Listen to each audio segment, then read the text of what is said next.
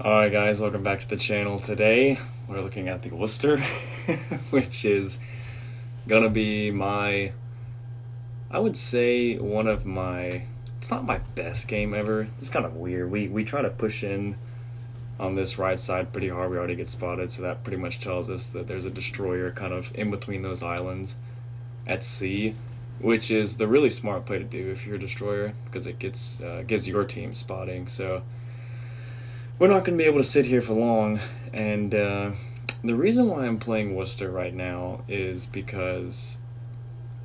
mainly because of the Des Moines nerf, and Des Moines was insanely strong. I'm not saying that Des Moines didn't warrant a nerf, but it also begs the question, like, how strong is too strong, and at what point does it warrant a nerf as we get smacked by Musashi pushing that corner from spawn.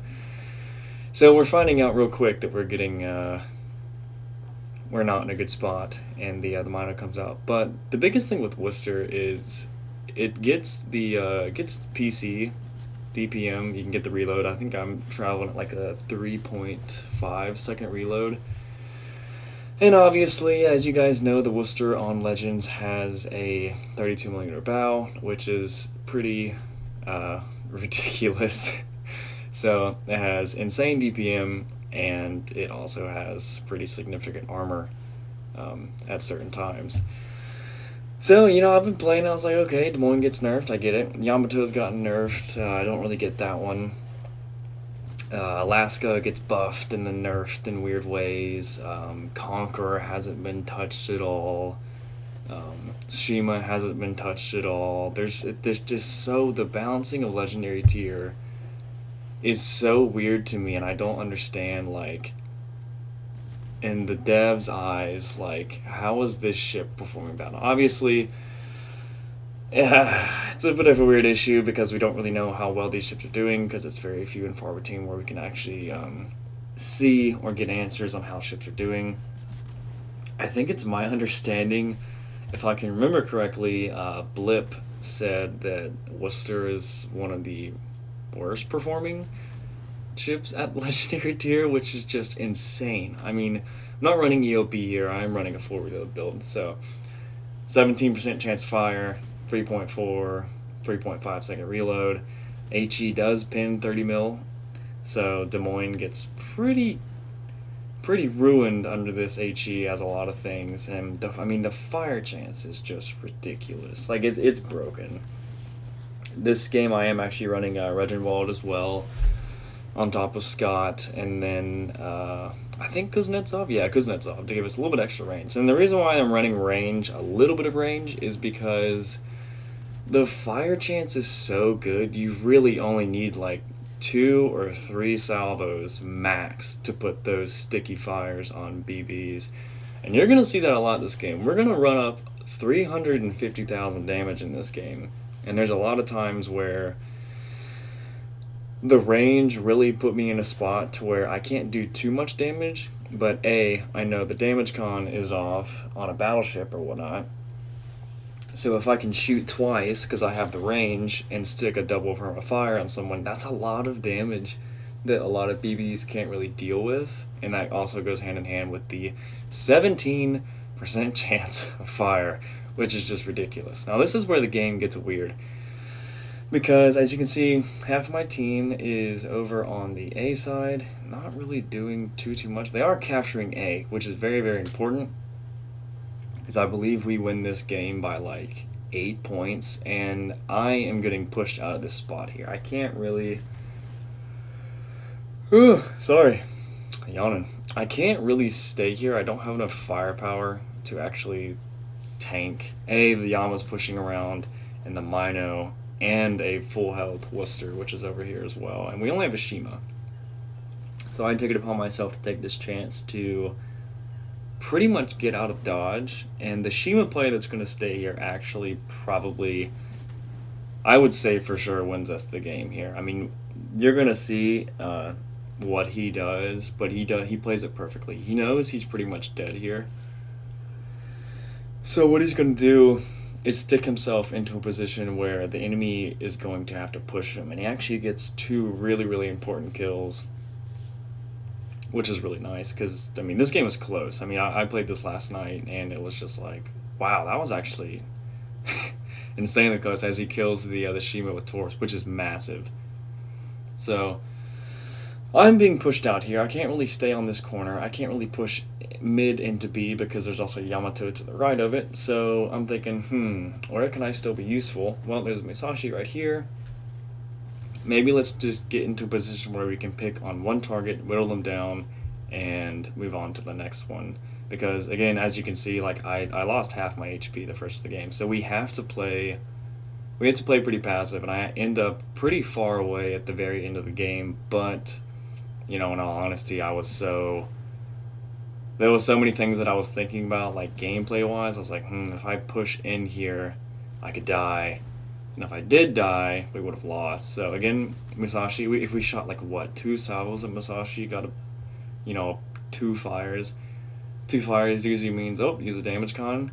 Damage con usually is only active for about 6 seconds or so. Might be 8. But again, we shoot 2 or 3 more salvos at the Musashi, and he's already on a double from a fire. So all these legendary tier ships get nerfed, but Wooster is just, it's untouched. I mean, I think the buff that it got for the guns was actually really nice, but the bow does not make any sense, and the fire chance across the board for most cruisers is ridiculous. Because, I mean, when you think about it, if you're running Scott or whatever, like the traditional commanders, you can take 2% fire chance in the first slot, and then you can also run Igniter for 3%. So you can buff any ship's fire chance, any cruiser's fire chance by 5%, which is actually a ton. Like, 5% is insane. Go ahead and get the follow-up fire on the Musashi again. Also, we only shot like 2 salvos. I mean, like, literally, like, all you have to do is hit these guys. I mean, that was back turrets. Back turrets only on the Yamato. Double permafire. He uses the damage con. By the time these shells land, his damage con is pretty much already off. So, and just like that, he's on a permafire again. So, like, you get what I'm saying. Like, Wooster is just absolutely ridiculous.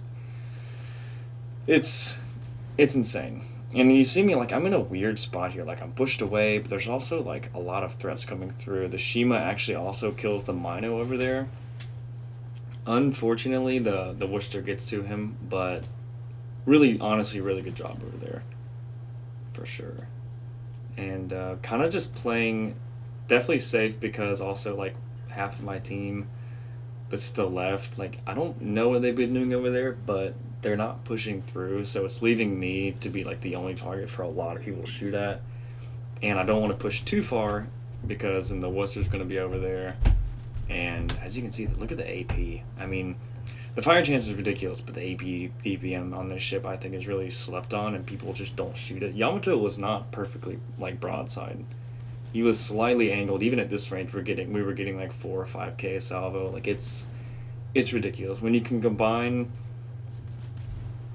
the fire chance, you just switch for like 1 salvo to HE, you get a fire. Again, I'm shooting on the Musashi now because I pretty much know that the shells that I already have in the air are going to put a fire on the Yama. So